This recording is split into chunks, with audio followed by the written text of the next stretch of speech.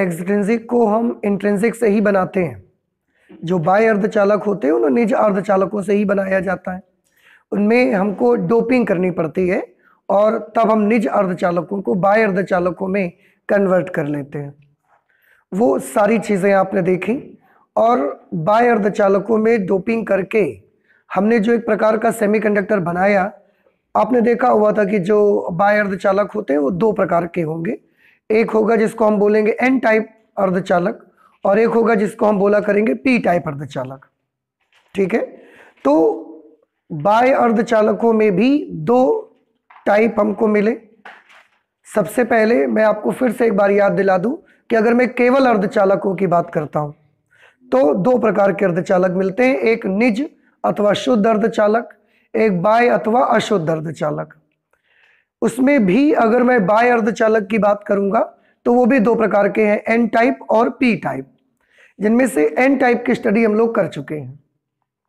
तो आज हम लोग यहाँ पर पी टाइप की स्टडी करेंगे कि बाह्य अर्धचालकों में जो पी टाइप सेमीकंडक्टर होगा वो कैसे बनेगा और उससे जुड़ी हुई बहुत सारी चीजें।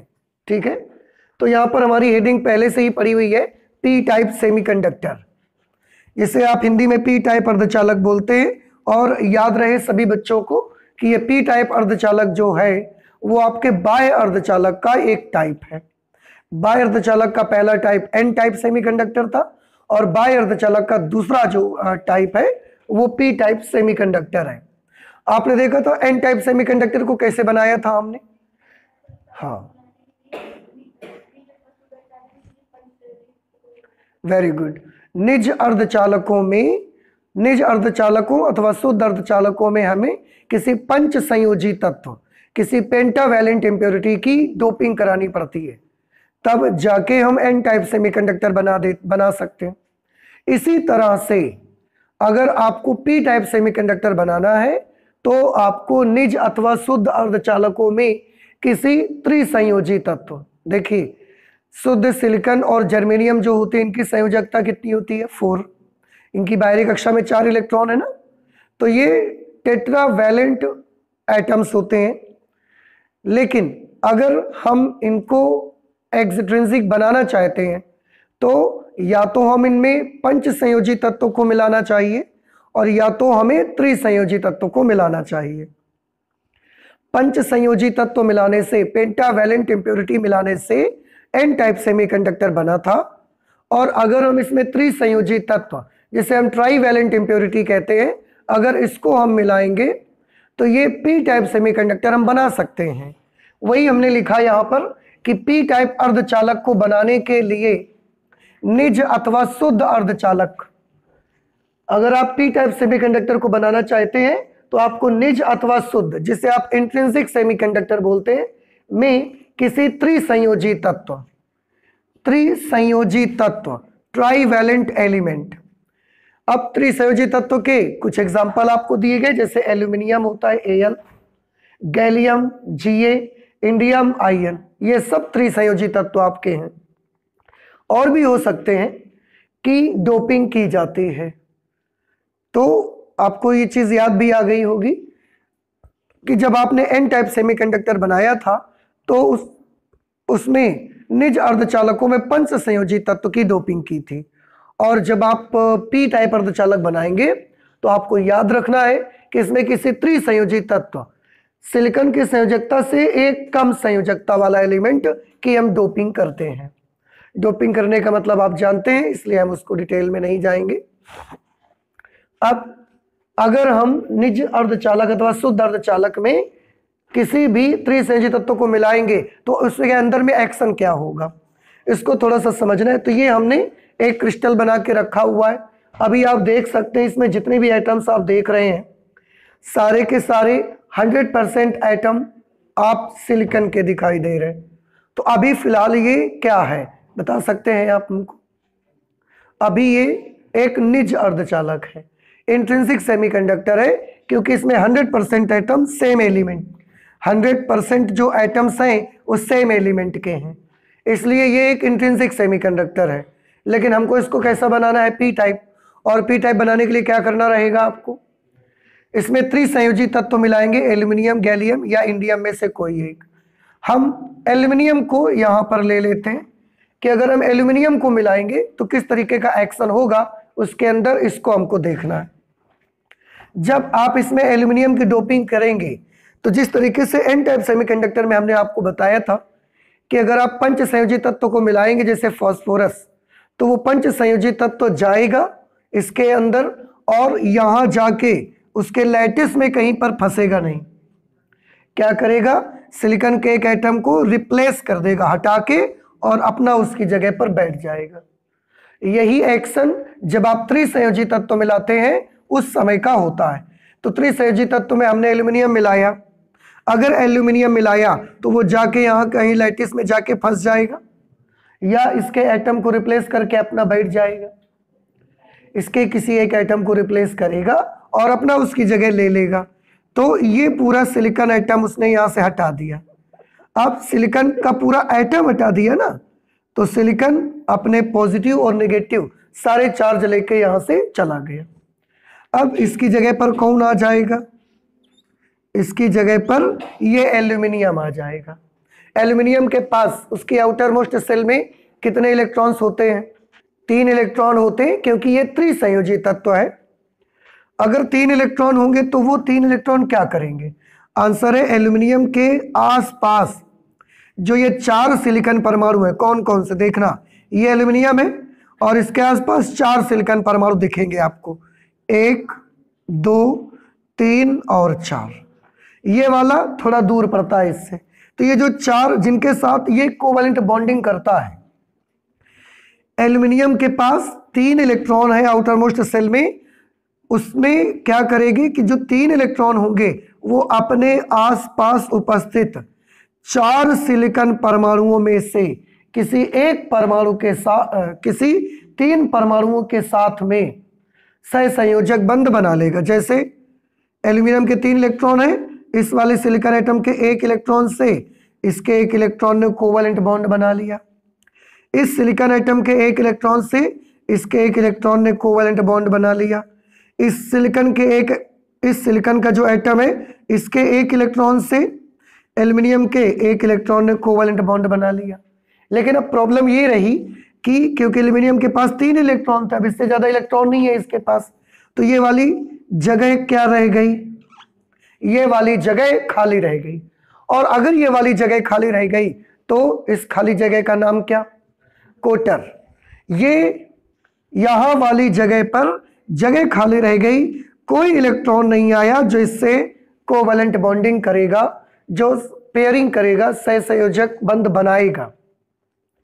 अगर यहां कोई इलेक्ट्रॉन नहीं आया तो ये जगह खाली रह गई। और हमने आपको बताया था कि जो इलेक्ट्रॉन की खाली जगह होती है उसको हम क्या बोला करते हैं, उसको हम बोला करते हैं होल, उसको हम बोलते हैं कोटर, हिंदी में छिद्र भी कहा जाता है। तो बुक्स में अगर आपको छिद्र लिखा हुआ मिले तो आपको परेशान नहीं होना है, वो कोटर ही है उसका मीनिंग, ठीक है। अब ये जो जगह खाली रह जाती है, इसके पास कैपेबिलिटी होती है, इसके पास ये क्षमता होती है कि ये कहीं से भी एक इलेक्ट्रॉन को अट्रैक्ट करके उसे खींच सकता है, इसमें ये कैपेबिलिटी रहती है। तो ये क्या कर सकता है, ये कहीं से भी मान लो ये यहां से एक इलेक्ट्रॉन को ऐसा खींच सकता है। जब ये इलेक्ट्रॉन यहां पर आ जाएगा तो ये तो भर जाएगा, लेकिन यहां पर क्या होगा, यहां पर एक कोटर बन जाएगा, यहां पर एक होल बन जाएगा, जगह खाली रह जाएगी। अब ये होल बन गया, ये किसकी तरह बिहेव करता है आप सभी जानते हैं, holes behave like a positive charged particle, but it is sure that it is not a particle. ये कोई कण नहीं है, लेकिन ये एक धनावेशित कण की तरह व्यवहार करता है, बस इतना याद रखें। तो अगर ये धनावेशित कण की तरह व्यवहार करता है तो ये क्या करेगा, ये यहां से एक इलेक्ट्रॉन को खींचकर बॉन्डिंग कंप्लीट कर लेगा और ये जगह खाली हो जाएगी। फिर ये जगह खाली हो गई तो इसने यहाँ का एक इलेक्ट्रॉन खींच लिया, ये जगह खाली हो गई, इसने यहाँ का इलेक्ट्रॉन खींच लिया, ये जगह खाली हो गई। इस तरह से आपने देखा कितने होल्स बन गए यहाँ पर, 1 2 3 4 5 की एक होल बना, क्योंकि जब ये इलेक्ट्रॉन इसमें चला जाएगा तो फिर ये होल नहीं रहेगा, ये होल रहेगा, तो एक होल बना। आपने देखा कि हमने कितना जो डोपिंग की, वो जो डोपेंट हमने इसमें डाला, उसके कितने एटम अभी हमने इंसर्ट कराए इस पे? एक। एल्यूमिनियम का एक ही एटम तो डाला इस पे, और एल्यूमिनियम का एक एटम डालने से कितने होल्स क्रिएट हो गए उसमें? एक होल क्रिएट हो गया। तो हम इतना समझने लगे कि जितने हम डोपेंट एटम्स डालेंगे, डोपिंग करने के लिए जितने एटम्स हम डालेंगे, उतने ही उसमें क्या क्रिएट हो जाएंगे? होल्स। एक चीज और समझने की है यहाँ पर, होल भी पॉजिटिव चार्ज की तरह बिहेव करते हैं, और अगर किसी परमाणु से, कोई परमाणु है, उसका नेट चार्ज कैसा होता है? 0। उसमें से अगर एक इलेक्ट्रॉन ऐसा छिटक के बाहर चला जाए तो ये किसकी तरह बिहेव करता है? इसको हम बोलते हैं आयन। याद आ रहा है कुछ आपको? आयन। फिर से, आयन किस पार्टिकल की तरह बिहेव करता है? ऋणावेशित कण की तरह या धनावेशित कण की तरह? धनावेशित कण की तरह। अगर कोई धनायन है तो, जैसे अगर किसी एक एटम है हमारे पास, एटम में से एक इलेक्ट्रॉन ऐसा छिटक के बाहर चला गया, तो इस बाकी बचे हुए पार्ट को हम क्या बोलते हैं? धनायन बोला जाता है। अच्छा, यहां पर भी पॉजिटिव चार्ज की तरह बिहेव करता है ये होल जो बना हुआ है। क्या फर्क है एक होल में और एक पॉजिटिव आयन में? देखो, पॉजिटिव आयन भी धन पार्टिकल की तरह बिहेव करता है, और होल भी धन पार्टिकल की तरह बिहेव करता है, पॉजिटिव पार्टिकल की तरह। फिर उसके बावजूद क्या डिफरेंस है धनायन में और होल में?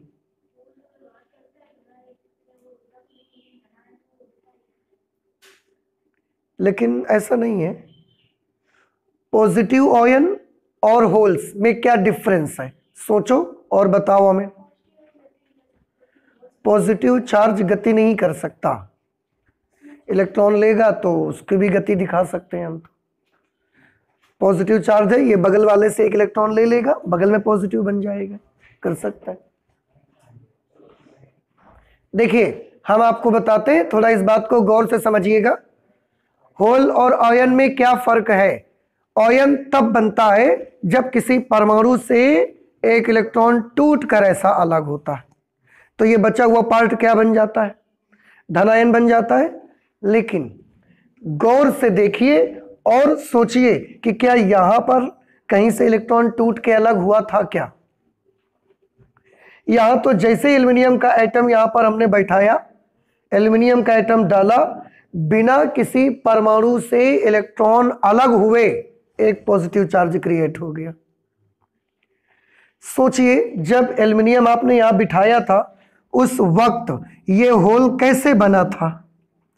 क्या इस होल के बनने के लिए किसी इलेक्ट्रॉन ने अपनी जगह से, किसी इलेक्ट्रॉन को अपनी जगह से टूट के बाहर जाना पड़ा था क्या?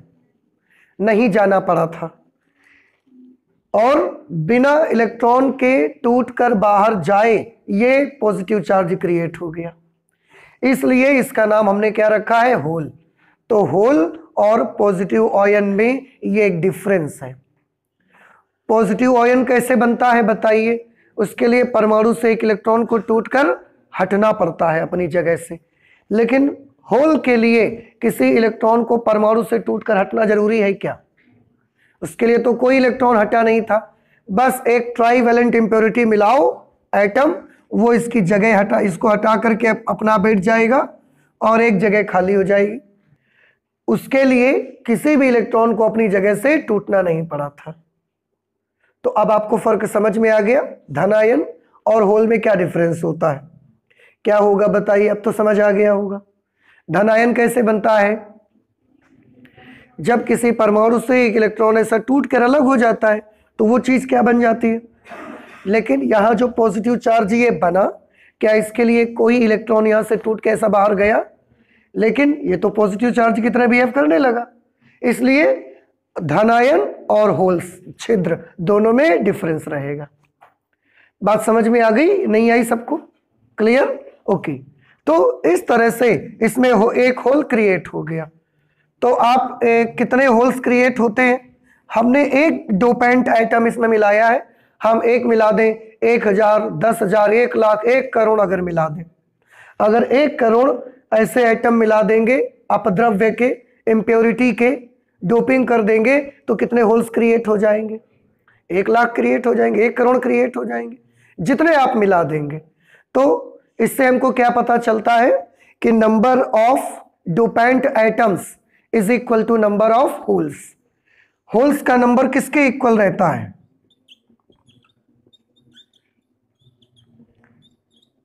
Number of holes created will be equal to the number of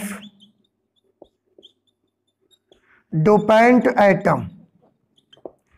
जितने डोपेंट के एटम आप मिला देंगे उतने ही होल्स इसमें क्रिएट हो जाएंगे।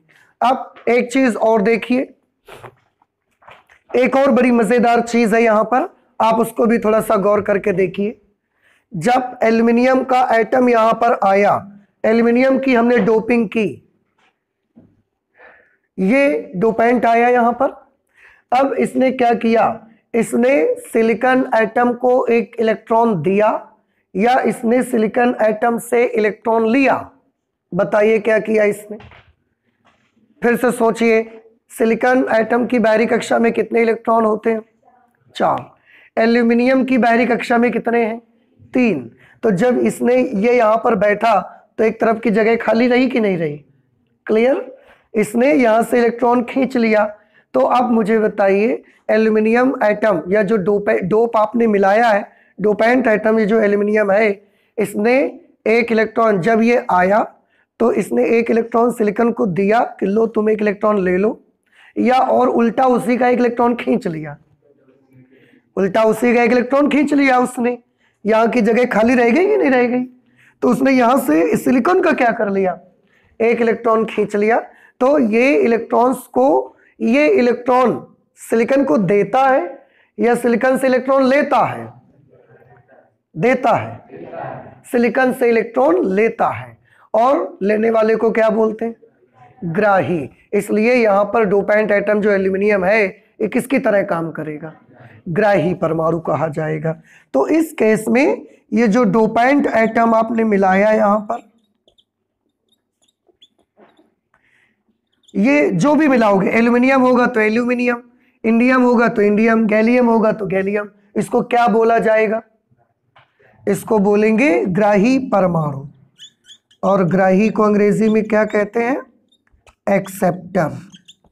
तो याद रहेगा अब आपको। बताइए, एन टाइप सेमीकंडक्टर में डोपेंट एटम को क्या कहा जाता है? दाता परमाणु। Very good. क्योंकि वो उसमें क्या करता है? इलेक्ट्रॉन सिलिकॉन एटम को देता है और अपना एक इलेक्ट्रॉन। और पी टाइप सेमीकंडक्टर में जो डोपेंट एटम आप मिलाते हैं वो क्या कहलाता है? वो ग्राही परमाणु कहलाता है। एक्सेप्टर एटम उसको कहते हैं। अभी भी नहीं समझ आया? आ गया। और एक चीज क्या देखिए, जितने परमाणु यहां पर अपद्रव्य के आप मिला देंगे, इंप्योरिटी के जितने एटम्स आप मिला देंगे, यहां पर डोप के जितने एटम आप मिला देंगे, उतने ही आपको क्या मिल जाएंगे? उतने ही होल्स क्रिएट हो जाएंगे। ये समझ आ गया? अच्छा, अब ठीक है, हमने इसका एनर्जी बैंड डायग्राम बनाया रूम टेम्परेचर पर।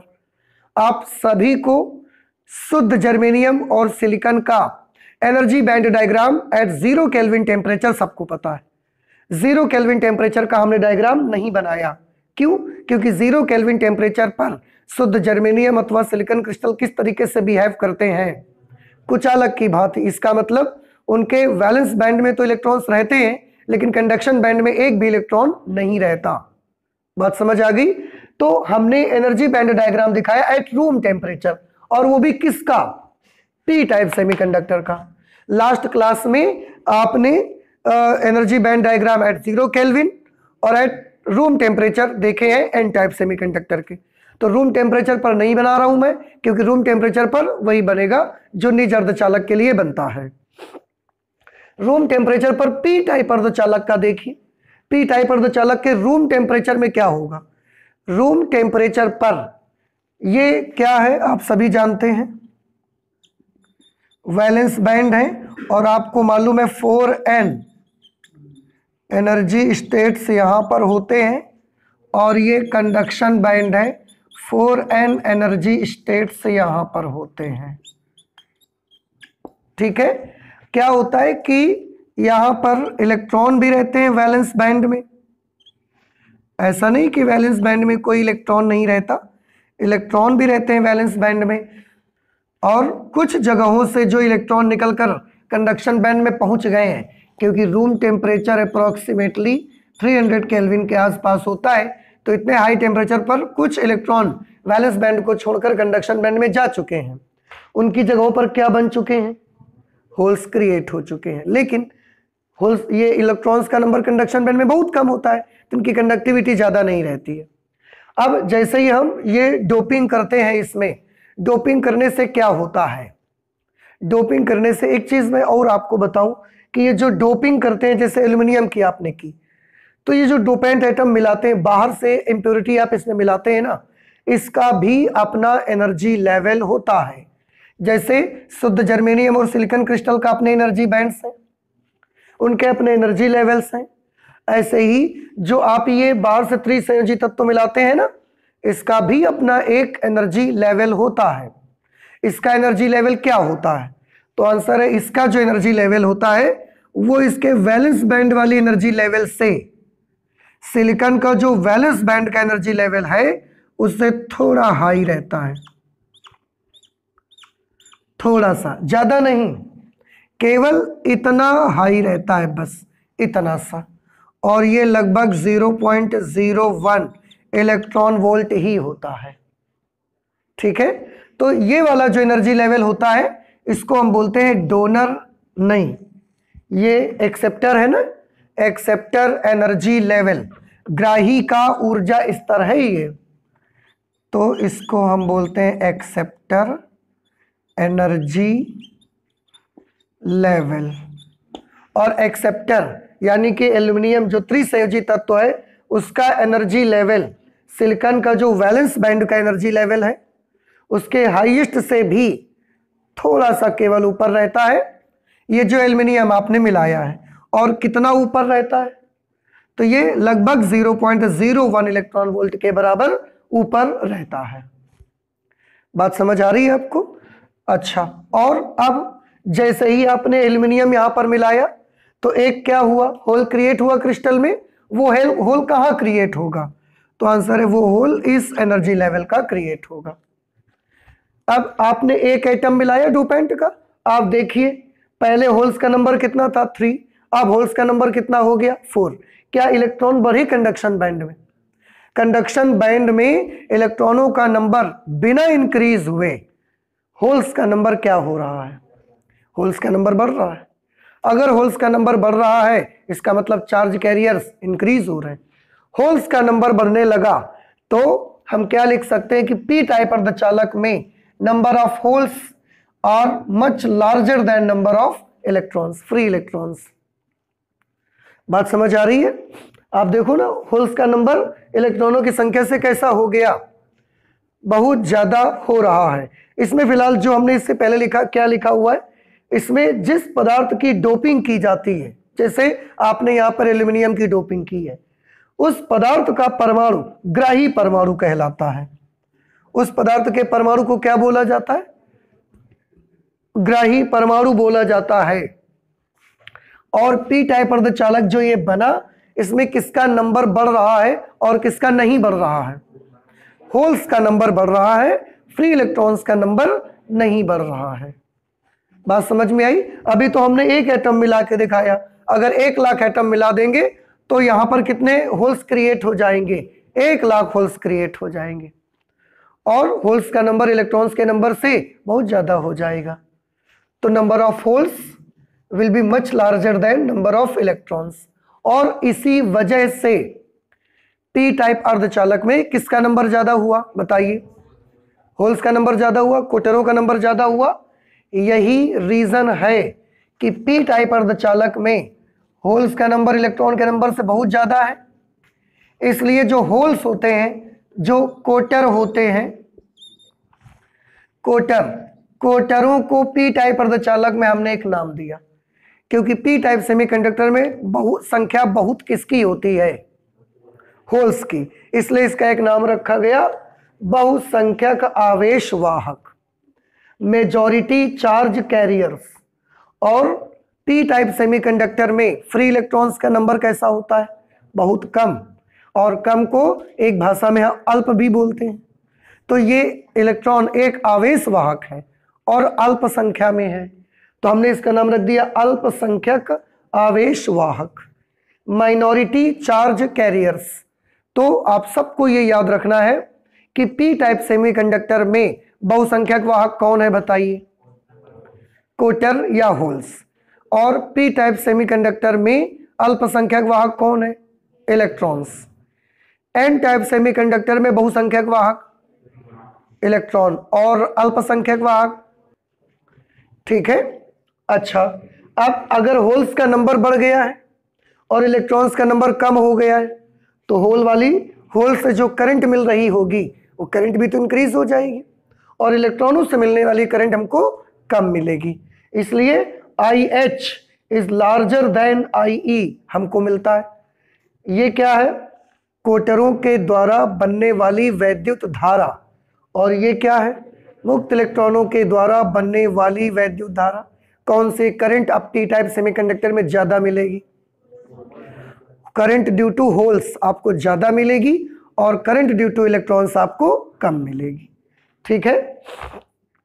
अच्छा, एक चीज और बताइए, पी टाइप सेमीकंडक्टर का नेट चार्ज कैसा होता है? पी टाइप सेमीकंडक्टर का नेट चार्ज पॉजिटिव होगा, नेगेटिव होगा या जीरो होगा? जीरो, पॉजिटिव, नेगेटिव, कैसा होगा? जीरो। जीरो क्यों होगा जबकि इसका तो नाम पॉजिटिव टाइप सेमीकंडक्टर है? पी टाइप सेमीकंडक्टर नाम है ना, P type semiconductor means positive type semiconductor.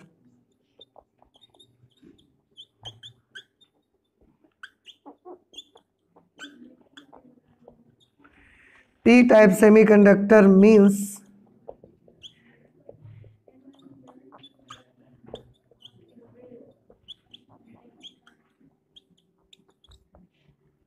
Positive type semiconductor. तो फिर इसका नेट चार्ज जीरो होगा, माइनस होगा कि प्लस होगा? प्लस होगा, जीरो होगा। हाँ, ये बिल्कुल सही है, इसका नेट चार्ज जीरो होगा, और हमने लिखा भी है, देखो, net charge of positive type semiconductor is again zero. Is again zero means क्योंकि नेगेटिव टाइप सेमीकंडक्टर का नेट चार्ज भी कैसा था? जीरो। और क्यों जीरो था उसका हमने एक एग्जांपल भी दिया आपको। सपोज कि ये एक सिलिकॉन का क्रिस्टल है हमारे पास। सिलिकॉन का क्रिस्टल है प्योर, निज अर्धचालक है, तो इसके एटम्स कैसे होंगे? न्यूट्रल। तो ये पूरा का पूरा मटेरियल कैसा हुआ? न्यूट्रल हुआ। इसके बाद हम ये एक एल्यूमिनियम का लेके आए टुकड़ा। एल्यूमिनियम का भी सारे एटम के पास तीन तीन बाहरी कक्षा में इलेक्ट्रॉन होते हैं, लेकिन वो एक अलग बात है। एल्यूमिनियम का एटम भी कैसा? एटम हमेशा कैसा होता है? उदासीन। तो इसका भी नेट चार्ज कैसा है? जीरो। इसका नेट चार्ज सिलिकॉन का जीरो, इसका नेट चार्ज जीरो। अब जब सिलिकॉन में एल्यूमिनियम आप मिला देंगे तो इसका नेट चार्ज कितना? जीरो। क्यों बढ़ेगा नेट चार्ज? आप सोचिए ना, सिलिकॉन क्रिस्टल का अपना खुद का नेट चार्ज बताइए, जीरो। एल्यूमिनियम एटम का अपना खुद का नेट चार्ज बताइए, जीरो। तो जब ये दोनों मिलेंगे तो जीरो प्लस जीरो प्लस क्यों बनेगा? क्या रहेगा? जीरो रहेगा। इसलिए एन जो net charge P type semiconductor का होगा, तो आप नाम पे मत जाइए। पॉजिटिव टाइप सेमीकंडक्टर का नेट चार्ज कितना होगा? जीरो। नेगेटिव टाइप सेमीकंडक्टर का नेट चार्ज भी कैसा होगा? जीरो। तो फिर इसका नाम पॉजिटिव टाइप सेमीकंडक्टर क्यों पड़ा? क्योंकि इसका जो मेजॉरिटी चार्ज कैरियर है वो पॉजिटिव है। मेजॉरिटी चार्ज कैरियर, बहुसंख्यक आवेश वाहक, वो कैसा है? वो पॉजिटिव है। इसलिए हमने इसका नाम रखा पॉजिटिव टाइप सेमीकंडक्टर। तो एन टाइप सेमीकंडक्टर का नाम negative type semiconductor, P type semiconductor को पॉजिटिव टाइप सेमीकंडक्टर। उनके नाम किस आधार पर रखे गए हैं? उनके बहुसंख्यक वाहकों के आधार पर रखे गए हैं। उनके नाम इस आधार पर नहीं रखे गए हैं, उनके नेट चार्ज के आधार पर हमने उनके नाम नहीं रखे हैं, बल्कि हमने उनके जो नाम रखे हुए हैं वो उनके मेजॉरिटी चार्ज कैरियर्स के चार्ज के आधार पर उनके नाम रखे गए हैं। ठीक है। अच्छा हाँ, इनमें एक बड़ी इंपॉर्टेंट चीज होती है, चाहे आपका एन टाइप सेमीकंडक्टर हो, चाहे आपका पी टाइप सेमीकंडक्टर हो, या निज अर्धचालक हो, दोनों में एक चीज कॉमन है तीनों में। फिर से मैं बताऊं आपको, एक इंट्रिंसिक सेमीकंडक्टर और एक एक्सट्रिंसिक। एक्सट्रिंसिक में दो टाइप आ गए, एन टाइप और पी टाइप। तो कुल मिला के तीन मान लो अगर आप इनको। तीनों प्रकार के सेमीकंडक्टर्स में एक चीज ऐसी है जो नहीं बदलती। वो क्या नहीं बदलती आप देखिए, एक इक्वेशन है इस पे, Ne into N H is equal to N I square. आप सभी स्टूडेंट्स को याद होगा जब हमने निज अर्धचालक पढ़ाया था, आपको इंट्रिंसिक सेमीकंडक्टर पढ़ाया गया था, उस वक्त आपको एक बात बताई गई थी कि Ne का मान NH के इक्वल आता है। Ne की वैल्यू NH के इक्वल होती है। Number of free electrons is equal to number of holes. देखिए पन्ना पलट के कहीं लिखा हुआ है, नहीं लिखा, कहीं लिखा है ना। अच्छा, अगर Ne is equal to NH होगा तो Ne इंटू NH क्या, और एक चीज Ne is equal to NH, ये लिखा था हमने, Ne is equal to NH is equal to Ni लिखा गया था। अगर आपने पन्ने पलट के देखे होंगे तो आपको याद आ गया होगा। आप तो number of free electrons is equal to number of holes, और दोनों को मिला के हमने एक भाषा में बात करी थी, number of intrinsic charge carriers, निज आवेश वाहकों की संख्या। याद आ गया। अच्छा, अब अगर हम Ne मल्टीप्लाइड बाई NH करेंगे तो क्या होगा। आप Ne की जगह पर क्या लिख सकते हैं, Ni, और NH की जगह पर भी क्या लिख सकते हैं, Ni। तो Ne की जगह भी Ni, NH की जगह पर भी Ni। Ni इंटू Ni क्या हो जाएगा, Ni स्क्वेयर। तो Ne into NH is equal to Ni square. ये इक्वेशन कहां से आई, समझ आ गया, नहीं समझ आया। तो चाहे आपका वो निज अर्धचालक हो या बाह्य में एन टाइप या पी टाइप हो, तो इनमें किसी भी प्रकार का सेमीकंडक्टर होगा, किसी में नंबर ऑफ इलेक्ट्रॉन्स और नंबर ऑफ होल्स इक्वल होंगे, किसी में नंबर ऑफ होल्स ज्यादा होंगे, नंबर ऑफ इलेक्ट्रॉन्स कम होंगे, किसी में नंबर ऑफ इलेक्ट्रॉन्स ज्यादा होंगे, नंबर ऑफ होल्स कम होंगे। लेकिन एक इक्वेशन ऐसी है जो कभी नहीं बदलती, और वो ये इक्वेशन, यूनिवर्सल इक्वेशन आपकी आप याद रखें। जब क्रिस्टल में इलेक्ट्रॉन्स का नंबर बढ़ना शुरू हो जाएगा तो होल्स का नंबर फिर कम होने लगेगा धीरे से, और इसलिए दोनों का मल्टीप्लिकेशन कितना बना रहेगा, Ni स्क्वायर। और जब एक का नंबर बढ़ेगा तो दूसरे का नंबर क्या होना शुरू हो जाएगा, कम हो जाएगा, और लेकिन दोनों का मल्टीप्लिकेशन Ni स्क्वायर के इक्वल ही आएगा, ये कभी नहीं बदलेगा। आप चाहे जैसी डोपिंग करिए, इसमें कोई चेंज नहीं आता। अच्छा, इसके बाद तो ये हमने क्या बना लिया, पी टाइप सेमीकंडक्टर कैसे बना, उसमें क्या क्या प्रॉपर्टीज मिली आपको, ये सारी चीजें समझ आ गई। अच्छा, अब हम ये देखना चाहते हैं कि इतनी मेहनत करके हमने निज अर्धचालक को क्या बना लिया, बाह्य अर्धचालक। और बाह्य में भी कितने प्रकार के बनाए, दो प्रकार के, एन टाइप और पी टाइप। तो जो आपने निज अर्धचालक को बड़ी मेहनत करके बाह्य अर्धचालक में कन्वर्ट किया हुआ है, तो इसमें क्या लाभ आपको मिले, कुछ बेनिफिट्स हुए कि 3 दिन से ऐसे ही फालतू मेहनत कर रहे हैं हम लोग। तो उसका बेनिफिट्स देखिए। पहला बेनिफिट, डोपिंग की जाने वाले परमाणुओं की संख्या अधिक होने के कारण, आप जिस एटम की डोपिंग करते हैं, जिस भी मटेरियल की डोपिंग करते हैं, उसका नंबर आप ज्यादा कर दो, 1 लाख कर दो, 1 करोड़ कर दो। तो अगर डोपिंग की जाने वाले परमाणुओं की संख्या ज्यादा है तो इसकी वजह से क्या हो जाती है, ये जो बाह्य अर्धचालक होते हैं इनकी चालकता कई गुना बढ़ जाती है। पहले हमारे पास जैसे एन टाइप सेमीकंडक्टर आपने देखा था, उसमें फ्री इलेक्ट्रॉन्स, कंडक्शन बैंड में कुछ ही इलेक्ट्रॉन थे, लेकिन जब हम उसमें कोई पेंटावेलेंट इंप्योरिटी मिलाते हैं, पंच संयोजी तत्व, तो इलेक्ट्रॉन्स का नंबर बड़ी तेजी से बढ़ना शुरू हो जाता है। अगर हमने 1 लाख मिला दिए तो कंडक्शन बैंड में अचानक से 1 लाख इलेक्ट्रॉन आ जाएंगे। अगर 1 करोड़ एटम मिला दिए तो कंडक्शन बैंड में अचानक से 1 करोड़ इलेक्ट्रॉन आ जाएंगे, फ्री इलेक्ट्रॉन, और कंडक्टिविटी क्या हो जाएगी, बढ़ जाएगी। यही चीज इसमें है। अगर आप 1 करोड़ त्रिसंयोजी तत्व मिलाओगे तो 1 करोड़ होल्स आपको मिलेंगे। And holes are the charge carrier. Hole चलता है, कैसे चलता है? होल का मोशन आपको दिखाया गया है कि होल कैसे चलता है। होल चलता है पर एटम नहीं चलता, हम ये मानते हैं। इसलिए चालकता कई गुना बढ़ जाते हैं, कई गुना। और ये डिपेंड करता है कि आप उसको कितना मिलाते हैं, उसमें डोपेंट एटम्स कितने डालते हैं। दूसरी, पहली प्रॉब्लम हमारी यही थी, आप थोड़ा सा याद करो। निज अर्धचालकों का प्रयोग हम डिवाइस बनाने में नहीं करते। क्यों नहीं करते? उसमें हमने 3 प्रॉब्लम्स आपको दिखाई थी। उनमें पहली प्रॉब्लम हमारी यही थी that number of charge carriers are very very low, therefore we can't use intrinsic semiconductor to make devices. और अब तो चालकता बढ़ गई ना, तो पहली समस्या आपकी क्या हो गई? खत्म हो गई। दूसरा लाभ क्या मिला कि बाह्य अर्धचालकों की चालकता, ये देखिए, ताप पर निर्भर नहीं करते थे। एंड प्लीज रिमेंबर कि जो इंट्रिंसिक सेमीकंडक्टर थे उनको हम डिवाइस बनाने में यूज क्यों नहीं करते? उसके लिए एक हमने प्रॉब्लम लिखी हुई थी, सेकेंड प्रॉब्लम, कि इनकी जो चालकता है वो किस पर डिपेंड करती है? ताप पर। लेकिन अब बाह्य अर्धचालकों की चालकता ताप पर डिपेंड कैसे? कि हमने तो इसमें 1 करोड़ डोपेंट एटम्स में मिला दिए। अगर 1 करोड़ डोपेंट एटम्स मिला दिए तो हमने कितने एन टाइप में इलेक्ट्रॉन्स और पी टाइप में होल्स कितने क्रिएट हो गए? 1 करोड़।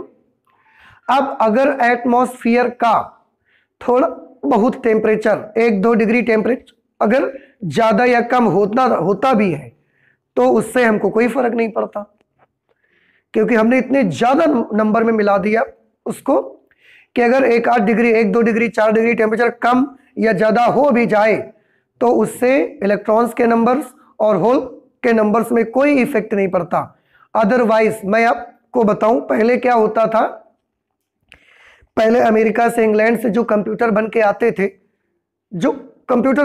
थे, इंडिया में लाए जाते थे, तो यहां पर हम उनको जिस रूम में चलाना होता था उस रूम का टेम्परेचर लगभग 15 डिग्री सेल्सियस करना पड़ता था, एसी लगा करके। तो अमेरिका से इंग्लैंड से एक लैपटॉप आया, कंप्यूटर आया बन करके इंडिया में, और उसको हमको चलाना है। तो हम जहां भी चलाएंगे उसको उस कमरे में पहले एसी लगाएंगे, उस कमरे का टेम्परेचर 15 डिग्री करेंगे और 15 डिग्री टेम्परेचर में वो कंप्यूटर चलने के लिए डिजाइंड थे। अब हमारे पास ये प्रॉब्लम खत्म हो गई, किसी भी टेम्परेचर पर चलाओ और बड़ी आसानी से, क्योंकि अब वो टेम्परेचर डिपेंडेंसी खत्म हो गई उनकी।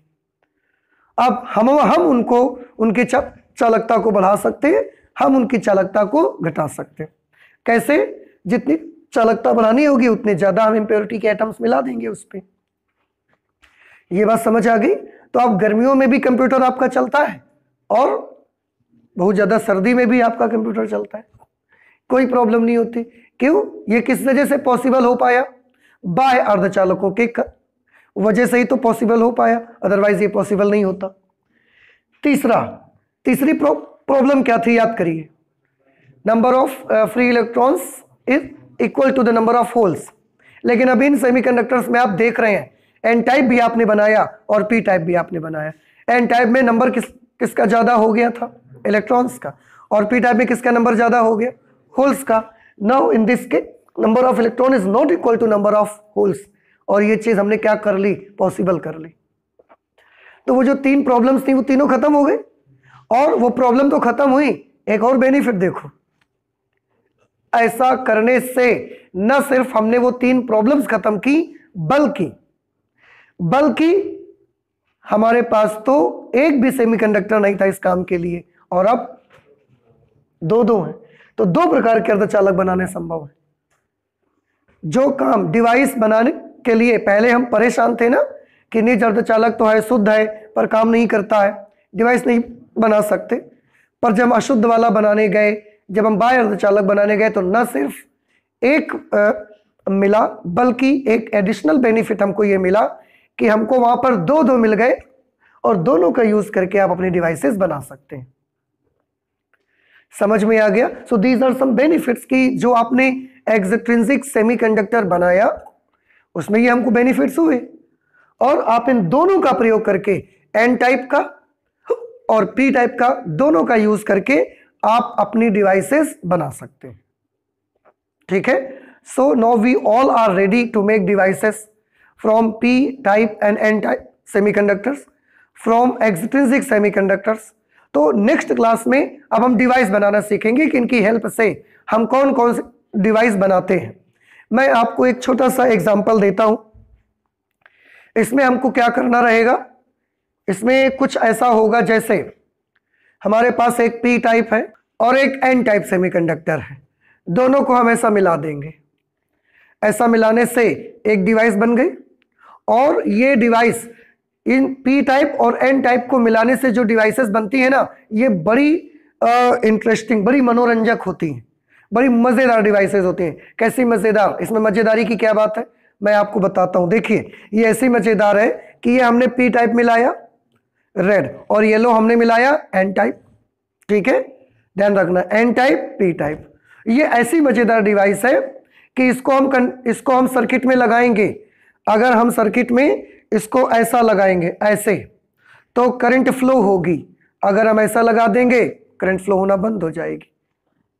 ऐसी मजेदार है। आप देखो, आप घरों में कॉपर वायर लाते हो, कॉपर वायर जब मार्केट से खरीद के लाते हो और आपको कहीं भी सर्किट में आपने लगाना होता है, तो कॉपर वायर चाहे ऐसे बांध दो, ज्वाइंट कर दो, या ऐसे ज्वाइंट कर दो, ऐसे भी करंट फ्लो होती है, ऐसे भी फ्लो होती है। लेकिन ये जो हम डिवाइस यहां पर बनाएंगे, इस डिवाइस में इधर से करंट फ्लो करोगे तो होगी, इधर से करोगे नहीं होगी।